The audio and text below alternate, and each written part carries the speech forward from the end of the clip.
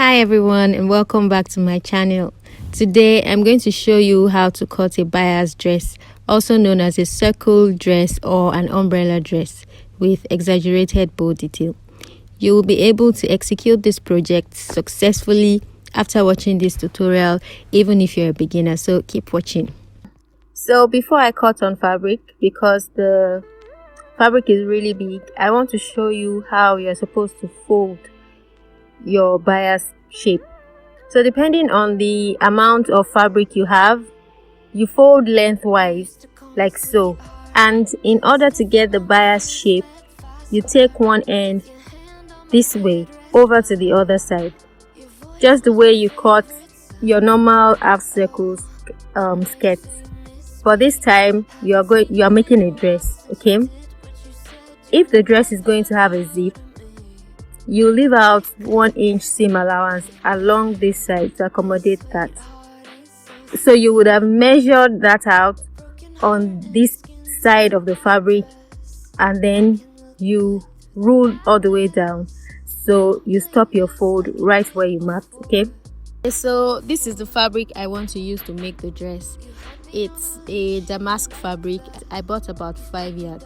So there are different ways to measure out the amount of fabric you'd need. I usually just measure out 2 to 3 yards out of the fabric for the width, and for the length, just add about 10 inches to the length of the dress, the length you want for the dress. So you measure all of that out and then you cut. What I have on this paper, what you can see, is what I have folded on this fabric. So let's go ahead to impute the measurement. So mark half of your shoulder width along the top edge of the fabric. I'm working with 8 here, so just rule across. Then from the shoulder point here, mark your shoulder to bust. Then mark 2 inches up from that point, and that will be the armhole point. So roll across on both points that you've marked,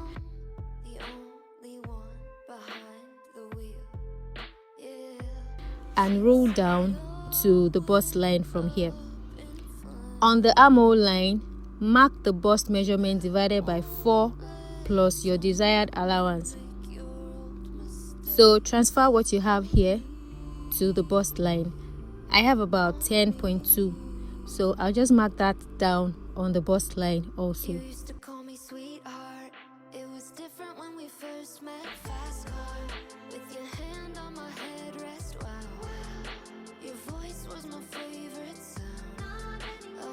Okay, then mark half of the shoulder to armhole line, and on the half mark, go in by half an inch.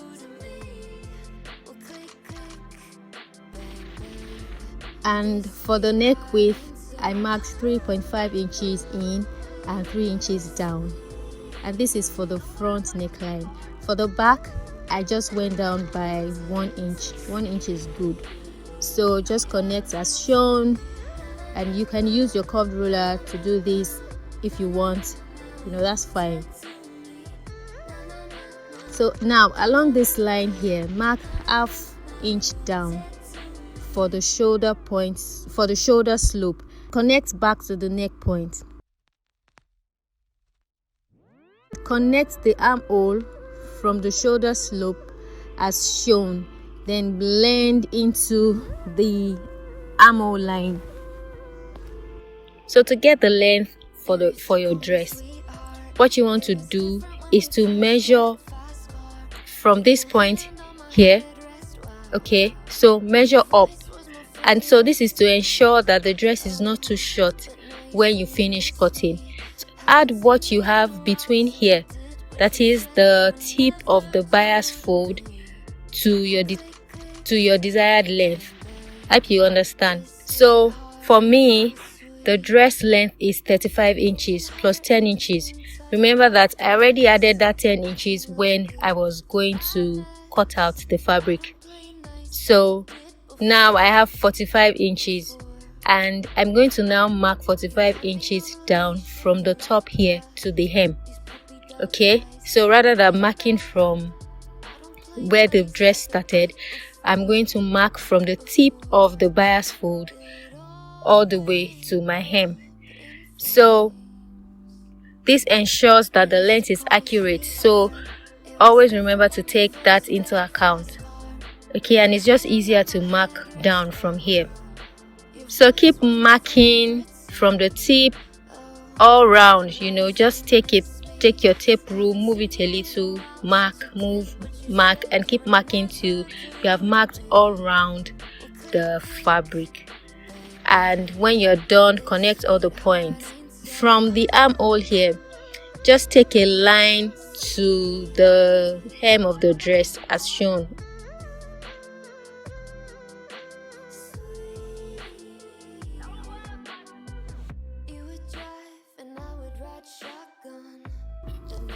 When cutting, make sure to cut the back neckline first before the front. So after that, go ahead to cut the rest of the dress, then separate the back from the front and also cut the front neckline.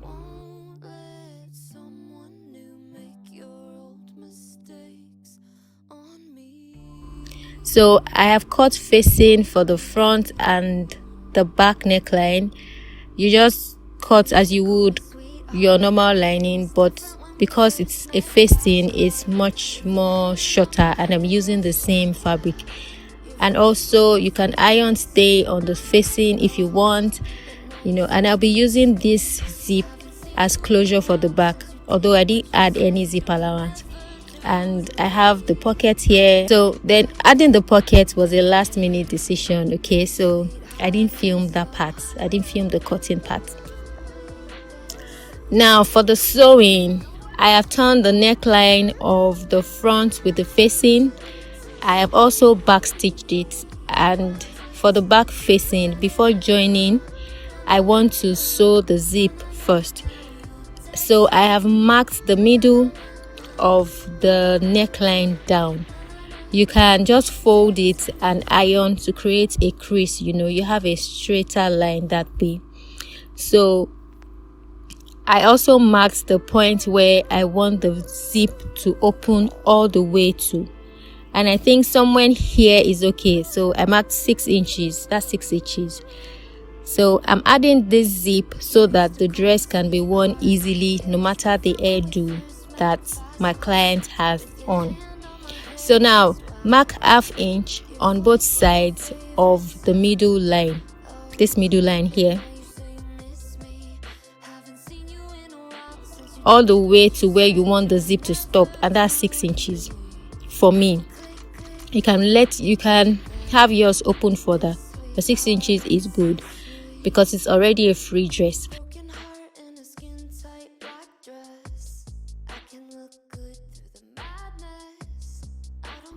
Open the zipper up and place it, okay, facing down along the 1/2 inch that you marked. It's going to be a little close to the middle line, that's okay. So pin it in place and sew. Make sure to stop at the point where you have marked, the 6 inch point. That's where I'm going to make sure that the sewing stops. So I have sewn this down. Okay, so then flip it over, to the other side and turn it, okay, and then you sew, making sure that the distance left between where you've placed the zip and the middle line is the same for both sides. So pin and also sew this side. After sewing, I slashed the middle line, okay, all the way to the point I marked for the zip to stop. But I did not stop exactly at the 6 inch mark. I stopped slashing about 1/2 inch away from the 6 inch mark, and this is so that I can cut into the sides of the fabric and the zip like this.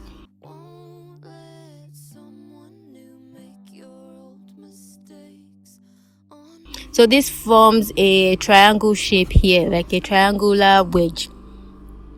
Okay, so slip the dress again and zip it up. So now this part left here, okay, just pass it through the remaining part of this zip showing on the right side. Remember that you are sewing on the right side, please.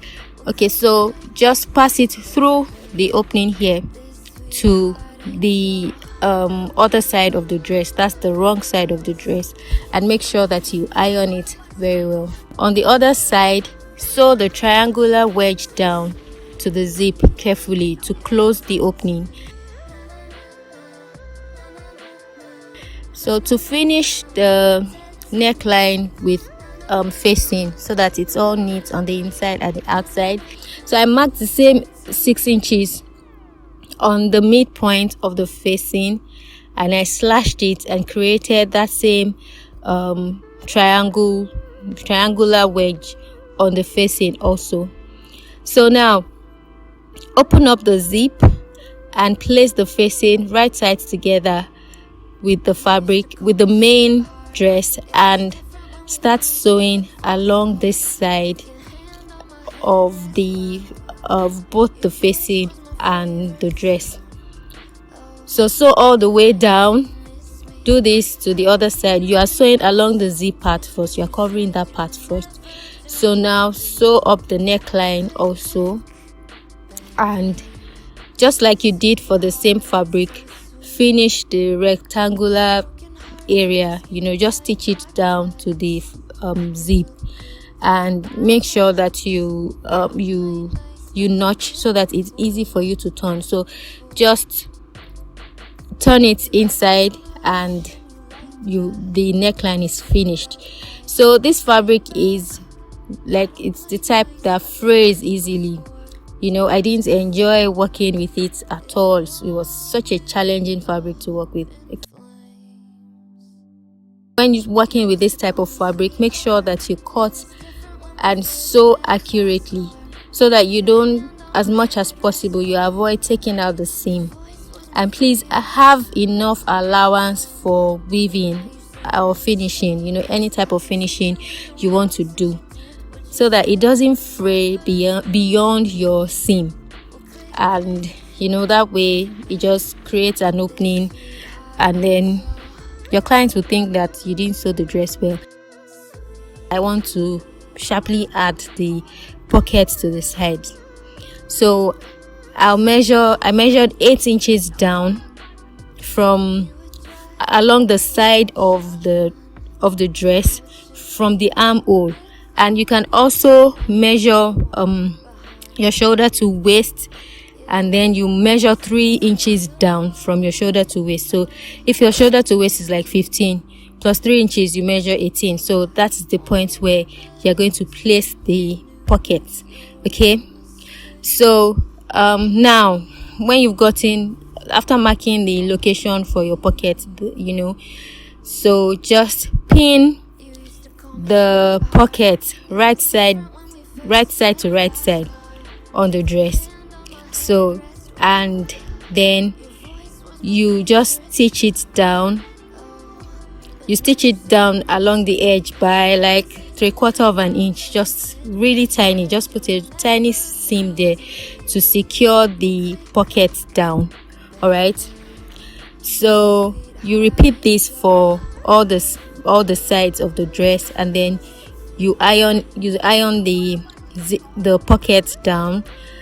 And so you do that, and then now let's join the shoulders. So to join the shoulders, I just put my hand out through this one shoulder of the dress, and then I put the other shoulder inside, and then I brought it out this way, and then I just stitched it with 1/2 inch seam allowance. Okay, so when you turn this out, it gives it a very finished and neat look. There's no sewing, you don't see any joining at the shoulder at all. And so I make sure that this area of the armhole is aligned. I mean the armhole of the dress and the facing. Make sure that it's very, very aligned here. And then you pin the facing together, you pin the dress, also the back. You pin the back and the back facing to the front facing, and then you pin the dress together. You make sure that they're both aligned at the armhole area, and then you pin the pockets. You pin all the way to the hem. Then you mark your allowance. Whatever you want to use is fine. So just sew all around through the pocket area and then down to the hem. So after sewing, my client asked me to add like bishop sleeves or a gigot sleeve. I don't know if I get the pronunciation well. So she asked me to add that because the dress looked too plain and simple. So I couldn't really film that part because I was under pressure to deliver within a very tight deadline. I also cut the bow 18 inches long for the big one and about 14 inches long for the one inside, about 15 inches long also. I made one 15 inches wide and the other 12 inches wide. Something like that was what I did for the bow, but the bow is really straightforward, so I didn't film all of that part. I am sorry, but I have videos on how to cut this type of sleeve. I'm going to link them in the cards and the description, so you can check that out. And I used press buttons to secure the bows to the dress so that the dress can be worn with or without the bows, or on one side alone, just so that she has options. So if you like this video, make sure to subscribe to the channel. So like, and don't forget to check the videos linked in the description and the cards for more. If you have any questions, suggestions or requests, please leave them in the comments below. Thank you very much for watching, and I'll see you in the next one.